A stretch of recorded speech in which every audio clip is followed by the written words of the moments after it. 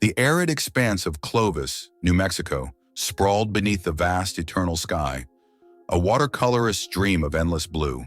Here, where the past wrestled with the present, the urban sprawl of malls and housing developments gnawed at the bones of a bygone frontier. Nestled within this juxtaposition, a solitary figure traced the city streets, a well-weathered man caught in the web of his own thoughts. Charlie Reimer. His name, like his persona, felt knitted into the fabric of the city, unpretentious, resilient, and a tad bit melancholic.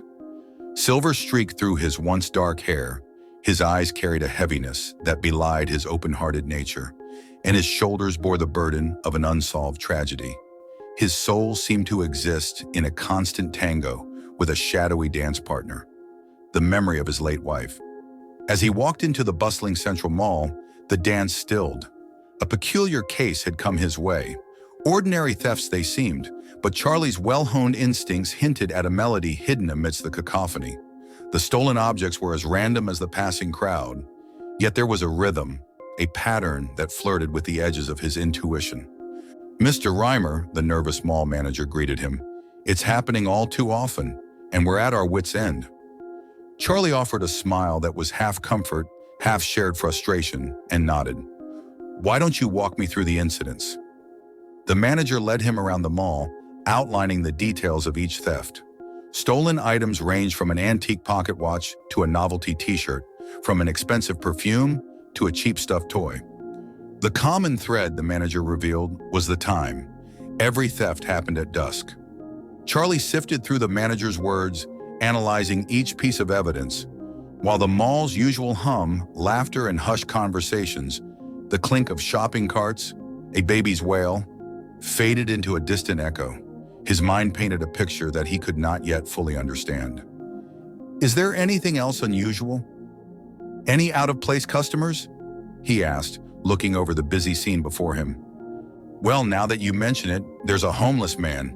Keeps muttering about the Starless One." The manager's voice quivered slightly. Intrigued, Charlie asked him to lead the way to this peculiar character. As they approached, the homeless man's mutterings became a mantra.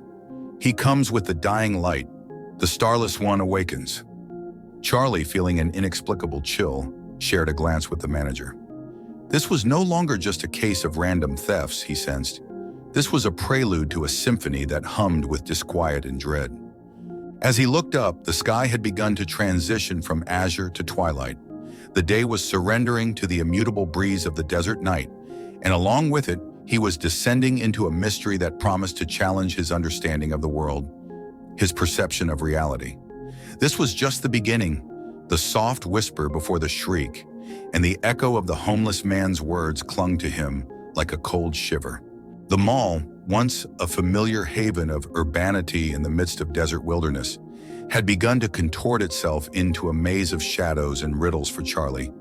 Each store, each shopper, each stolen trinket seemed to harbor cryptic whispers. If only he could have comprehended the language. The enigma continued to intensify, much like the sweltering heat of the New Mexican summer. The list of stolen items now included a clock without hands, a book with missing pages, a pair of mismatched earrings. These seemingly unconnected threads of oddity danced just out of the reach of his analytical mind, taunting and tantalizing. But amidst the chaos, a pattern began to sketch itself, as elusive as sand through the fingers, yet as palpable as the fading scent of a forgotten lover. The stolen items, upon closer observation, were not random at all. Each one, he noted, bore symbols, markings, that seemed to echo the ancient petroglyphs of the native tribes. "I'm starting to feel like I'm in a Dan Brown novel," he admitted to the mall manager, who wore a look of helpless confusion. A jest meant to lighten the mood, but it carried a serious undertone that added to the eeriness surrounding the case. The homeless man's mantra, "The Starless One awakens," twisted itself into the depths of his subconscious. He found himself scouring the mall at dusk, drawn by an uncanny magnetism, lingering between the hushed whispers of a world asleep and the murmuring awakening of another.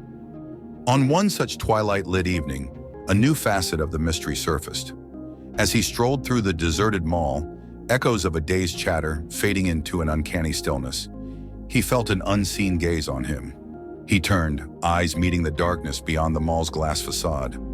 Within that void, an ominous vision materialized. Nebulous shadows coalescing into monstrous forms, their eyes glinting with an alien intelligence, their maws whispering secrets in languages that twisted his understanding. The scene froze his blood, yet an inexplicable allure pulled him closer to the glass, closer to the beings in the dark. The vision vanished as suddenly as it had appeared, leaving him breathless, his pulse echoing in his ears. His reflection in the glass stared back at him, a man teetering on the edge of a dreadful revelation. By the time the sun reclaimed its reign, he was a changed man. His connection to the case had taken on a new, more personal dimension. His reflections weren't merely ripples in a pond, but waves in an ocean, one that beckoned him to explore the uncharted depths of a cosmic mystery. "The Starless One awakens," he murmured to his reflection, his gaze resolute despite the tremor in his heart. The labyrinth of the ordinary had only just begun to unveil its monstrous heart. Despite the chilling dread coiling in his chest, he was resolved to face it head-on. A canvas of shadows had replaced the vibrant colors of the mall. The cheerful storefronts had lost their luster, their blandness accentuated by the surreal quality of the twilight hours. Charlie found himself trapped within a paradox, where the bizarre and the mundane wove an intricate tapestry. The visions were not only becoming a frequent occurrence, but also an intense beacon pulling him towards an unfathomable abyss. His sleep became riddled with dreams of cosmic entities, whispering secrets in his ears in tongues long forgotten by time. Each stolen item seemed to resonate with the echoes of the otherworldly chorus, their symbols weaving a grim narrative of a coming cataclysm. His investigation led him to local historians, tribal elders, and oddballs obsessed with the paranormal.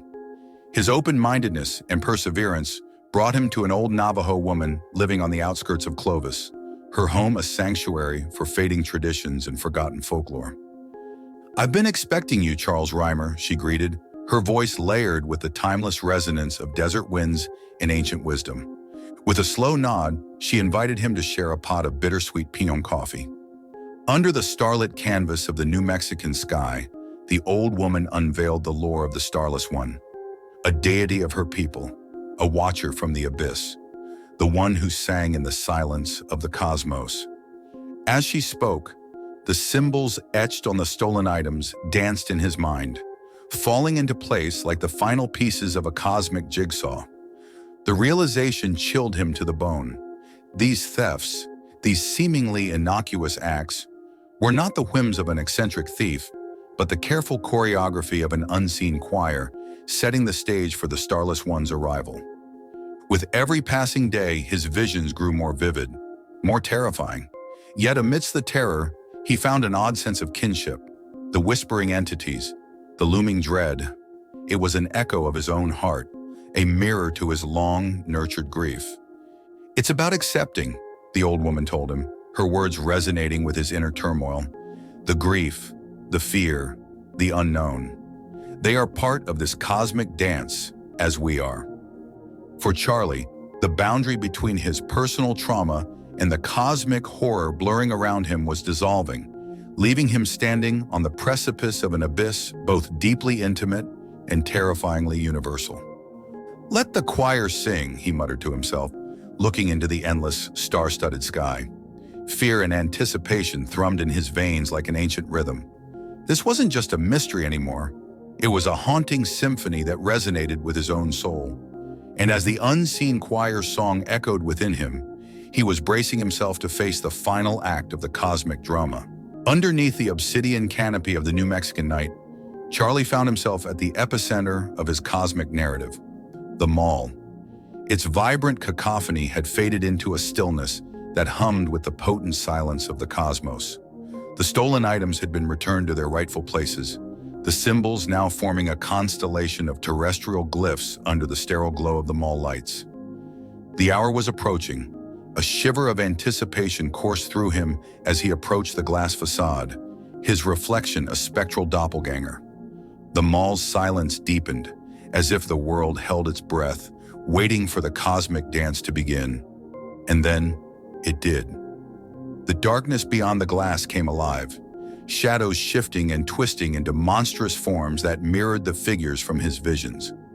An alien landscape was unfolding before his eyes, a world of cosmic horrors and celestial beauty, terrifying yet hypnotically entrancing. "The Starless One awakens," he whispered, his voice carrying a resonance that echoed the monstrous choir.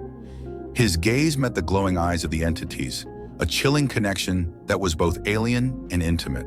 Amidst this otherworldly spectacle, the reality of his trauma merged with the surreal terror of his visions.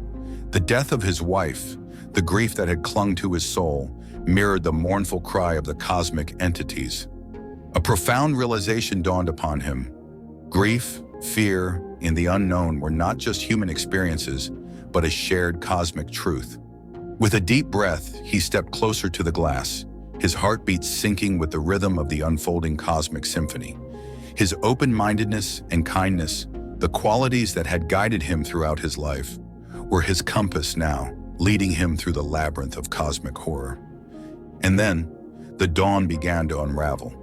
The first rays of the sun cut through the darkness, a sword of warmth against the cool abyss. The entities shimmered, their forms wavering, and the echo of the cosmic choir softened. As the light grew stronger, the nightmarish visions dissipated, leaving behind the ordinary reflection of them all in the waking daylight. The Starless One, the unseen choir, and the cosmic terror receded, their symphony complete. The glass no longer held a terrifying alien landscape, but the familiar view of Clovis under the New Mexican sun. For Charlie, the mundane had returned, but with an irrevocable change. He had traversed through the realms of cosmic horror, his personal trauma intertwining with a universal fear, only to emerge on the other side, stronger and wiser. As he walked away, the echo of the cosmic choir lingered, a haunting melody that would forever resonate in the depths of his soul. Charlie Reimer, the private investigator, had not only solved a case, but had also navigated a personal and cosmic journey, one that had led him from the depths of his grief to the precipice of universal understanding. The dawn had unraveled, and with it, a new chapter in his life had begun. Thank you for watching. If you enjoyed the video, like it and subscribe to our channel, where you can find more similar stories, and click on the bell icon to never miss one. There is plenty more cosmic horror to come from the Eldritch Tales Factory. Stay tuned, and until next time.